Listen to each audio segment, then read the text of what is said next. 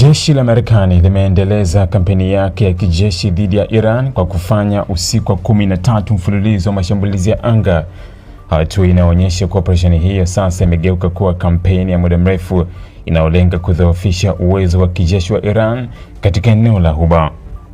Kamandi kuu ya jeshi la Marekani CENTCOM imesema mashambulizi hayo yalilenga miundombinu mbalimbali ya kijeshi inayohusishwa na kikosi cha ulinzi wa mapinduzi ya Kiislamu IRGC, ambacho Washington inakituhumu kuendesha operesheni zinazohatarisha usalama wa meli za biashara na usafiri wa kimataifa katika mlango wa bahari wa Hormuz. Kwa mujibu wa CENTCOM, operesheni hiyo ya usiku wa kuamkia hii leo Julai 24 mwaka 2026 ilidumu kwa saa zaidi ya 2 na ilikamilika muda mfupi kabla ya saa 11 asubuhi kwa saa za eneo husika. Jeshi la Marekani limesema mashambulizi hayo yalikuwa sehemu ya mkakati mpana wa kuendelea kuharibu uwezo wa Iran wa kupanga, kuratibu na kutekeleza mashambulizi dhidi ya meli za kiraia na kibiashara zinazopita katika njia hiyo muhimu ya kimataifa.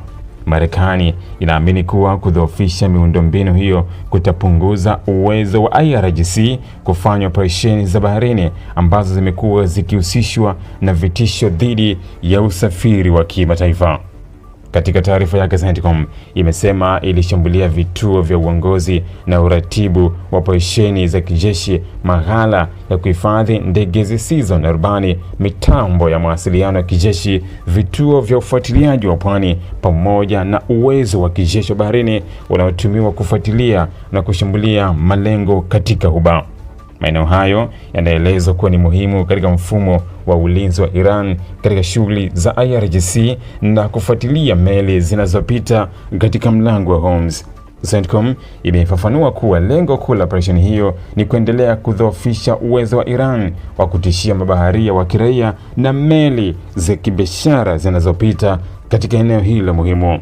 Marekani imeongeza kuwa kampeni hiyo pia inalenga kurejesha uhuru wa usafiri wa baharini katika mlango wa Hormuz, ambao ni moja njia muhimu zaidi duniani kwa usafirishaji wa mafuta ghafi, gesi asilia na bidhaa nyingine za kimataifa.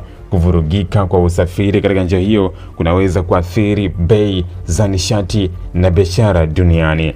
Mashambulizi hayo yanafanyika wakati Marekani ikiendelea kushinikiza kurejeshwa kwa usalama wa njia za baharini baada ya kuongezeka kwa mashambulizi dhidi ya meli za kibiashara katika eneo la Ghuba. Washington imekuwa ikilaumu IRGC kwa kuhusika moja kwa moja au kwa njia zisizo za moja kwa moja katika vitendo vinavyohatarisha usafiri wa kimataifa, madai ambayo Iran imekuwa ikiyakanusha na badala yake kuituhumu Marekani kwa kuongeza mivutano katika Mashariki ya Kati.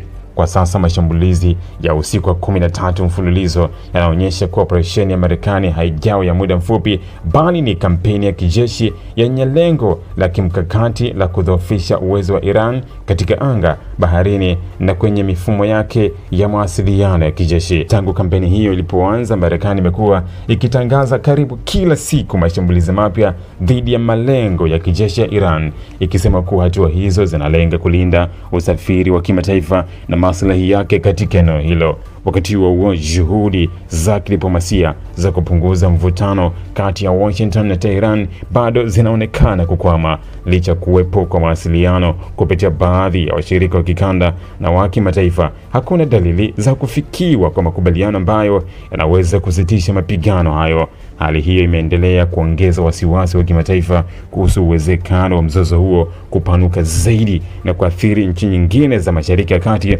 pamoja na uchumi wa dunia, hasa kutokana na umuhimu wa mlango wa bahari wa Hormuz katika usafirishaji wa nishati na biashara ya kimataifa. Ili kuwa mwanafamilia bora wa Global TV, usisahau kusubscribe, like, kushare na kucomment. Baada ya kusubscribe, bonyeza alama ya kengele ili kupata taarifa kwa kila video inayopanda Global TV Online.